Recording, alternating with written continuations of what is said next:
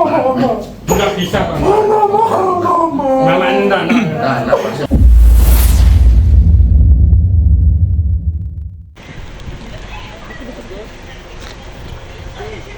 Gus, kamu ingin sampaikan apa, Gus? Gus? Gus? Ingin nyampaikan sesuatu, Gus? Gus?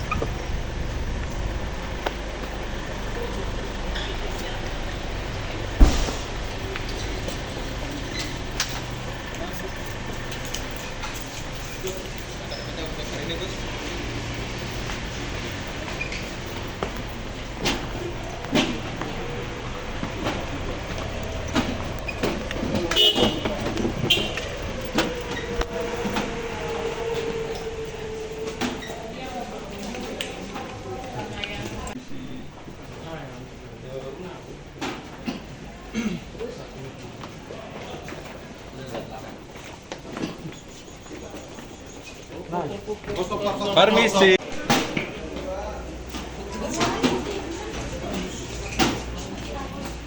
Saya nggak bisa deh.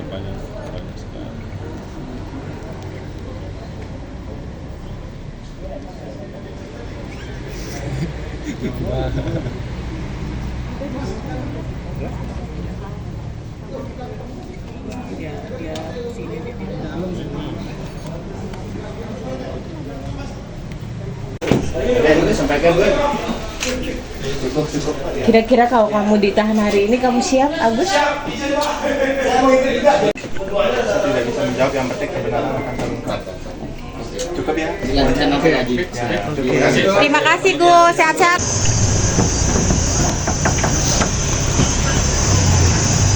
Ya lu nggak bisa. Enggak.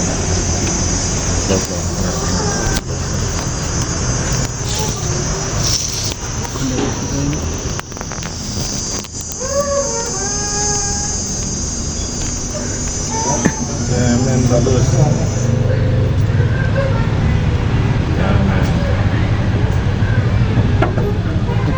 Itu bapaknya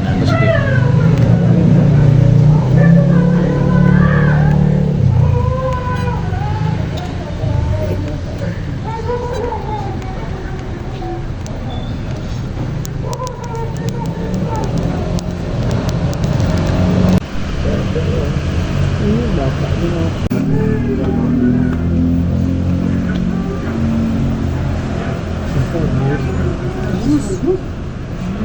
Siapa yang manis? Masar saya.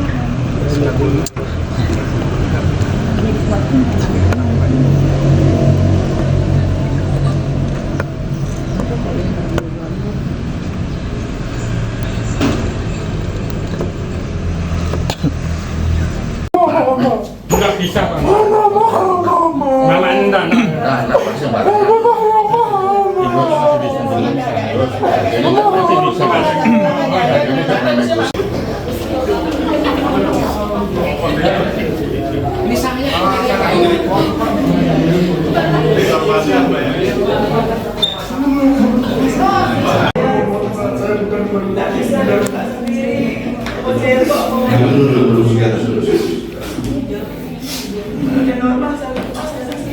Saya selamat dan bukan full, Pak. Walaupun sedikit keluar saya tidak ada penerangan dan Jadi nanti kita ikuti mekanismenya, prosesnya kita ikuti.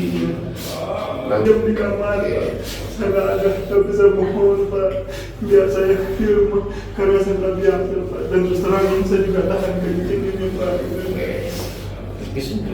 Boleh izin dikit? Nggak apa-apa, tapi kita mau semua.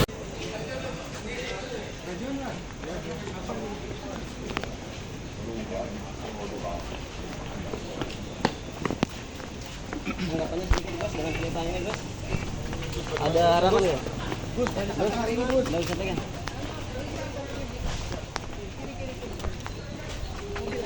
Ada yang mau disampaikan, Bos? Saat, Bos, Ibu. Ada mungkin, Bu, harapannya seperti apa, Bu? Ada tanggapan?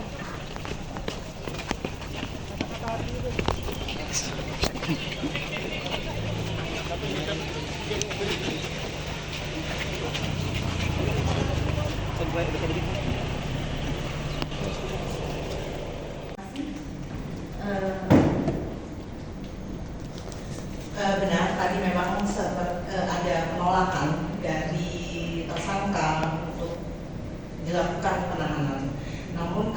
juga sudah melakukan pemeriksaan sebelumnya. Kami sudah melakukan peninjauan di lapas dan sudah disediakan memang di situ fasilitas. Jauh sebelumnya lapas itu sudah menyediakan ruang khusus untuk penyandang disabilitas dan kondisi rentan. Jadi kami sudah lihat sendiri di sana ada beberapa tahanan yang mengalami stroke misalnya, jadi diperlukan pendamping, diperlukan bantuan untuk melayani tahanan tersebut, dan di sana memang juga sudah disediakan. Sebagaimana yang diamanatkan dalam undang-undang, memang kita harus menyediakan sarana dan prasarana. Selebihnya perlakuan itu sama di tempat gitu. Jadi dia sempat histeris mengancam akan bunuh diri. Iya. Ada penjelasan soal itu. Siap. Kalau penolakan memang setiap tahanan rata-rata sih seperti itu ya. Jadi kita maklumi dan kita antisipasi itu nanti dengan dijaga di sana. Mungkin nanti penjaganya akan kita serahkan ke pihak lapas. Terima kasih. Kabid Humas dan Pak Deka Subdit. Hari ini kami dari Direktorat Reskrim Polda Nusa Tenggara Barat memberikan informasi terkait dengan apa yang sudah kita dengar dan kita saksikan bersama. Berawal dari tanggal 7 Oktober 2024 terkait dengan laporan adanya dugaan pelecehan seksual secara fisik yang dilakukan oleh seseorang. Dengan kita berdasarkan laporan polisi, dimaksud kita melakukan serangkaian penyelidikan dan penyidikan. Dari serangkaian penyelidikan dan penyidikan, kita telah memeriksa sebanyak 14 orang saksi, korban maupun saksi lainnya, di mana ada 5 orang saksi yang juga kita mintakan keterangannya, itu saksi ahli. Dari hasil penyidikan juga, kita telah berkoordinasi dengan melibatkan KDD terkait dengan penilaian personal terhadap tersangka ya, dan korban juga, termasuk dari tim ahli psikologi. Dalam hal penyidikan juga, kita memperhatikan hak-haknya baik korban maupun hak-haknya terduga pelaku. Terhadap hak-haknya korban, kita sudah mintakan bantuan ke LPSK untuk menghitung restitusi kerugian yang dialami oleh korban dan saksi korban yang sudah kita mintakan permohonan ke LPSK. Mudah-mudahan LPSK akan dapat menghitungnya dan dapat menyampaikan kepada kita dan pengadilan untuk segera ditindaklanjuti. Kami juga menyampaikan bahwa dalam proses penyidikan yang dilakukan oleh Direktorat Reskrimum Polda Nusa Tenggara Barat ini sudah mempedomani keputusan Kapolda yang sudah terbit dengan nomor keputusan Kapolda 738 bulan 10 2024 terkait dengan pemenuhan sarana prasarana terhadap disabilitas yang berhadapan dengan hukum. Dan kami akhirnya juga berkoordinasi dengan kejaksaan, di mana ada beberapa hal yang perlu kami penuhi ya, termasuk unsur pasal dan pasal yang diterapkan.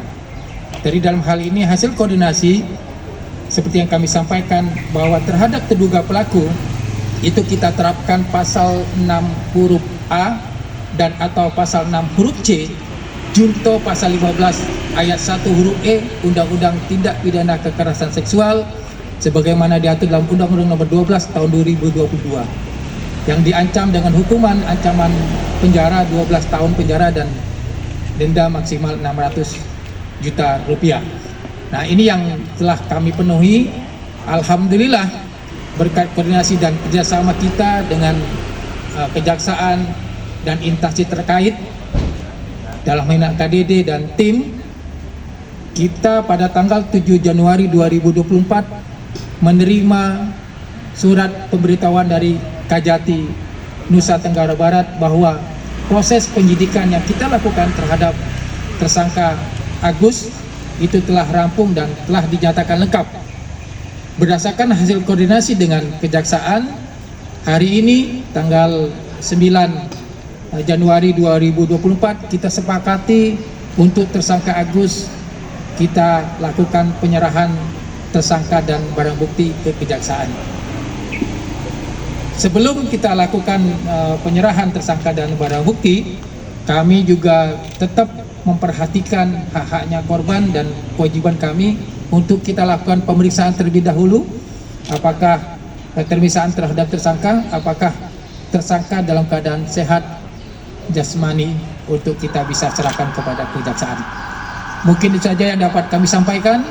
Perkembangan hasil penyidikan, kami mengucapkan terima kasih kepada semua unsur masyarakat dan teman-teman semua yang telah memberikan informasi dan mendukung proses penyidikan yang kami lakukan, sehingga proses penyidikan kami lakukan dapat kami selesaikan secara maksimal sesuai dengan prosedur perundang-undangan yang berlaku. Download Tribun X sekarang, menghadirkan lokal menjadi Indonesia.